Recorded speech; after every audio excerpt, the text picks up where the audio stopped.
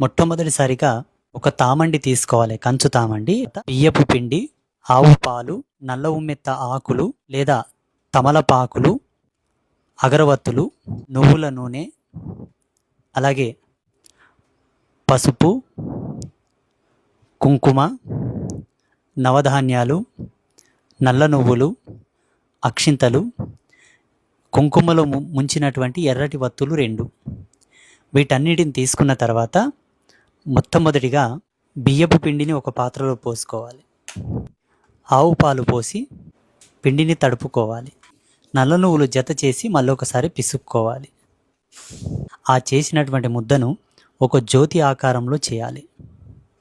యోని దీపంగాను అయినా కూడా చేసుకోవచ్చు. నల్ల ఉమ్మెత్త ఆకులు 2 పెట్టాలి.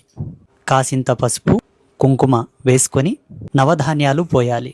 మనం చేసుకున్నటువంటి ప్రమిదను పెట్టాలి. మనం చేసుకున్న ప్రమిదను పెట్టి నువ్వుల నూనె పోసుకోవాలి. కుంకుమతో తడిపిన 2 వత్తులను మనము వేసుకోవాలి. కలిపితే 1 వత్తి కిందికే లెక్క వస్తుంది. 2 వత్తులు కావాలి, 1 వత్తి. పసుపు కుంకుమ బొట్లు పెట్టాలి. ఏదైనా ఒక సంకల్పం కోరుకొని జ్యోతిని వెలిగించాలి. నల్ల నువ్వులు తీసుకొని పైనుంచి నల్ల నువ్వులు ఇలా చిలకరించాలి.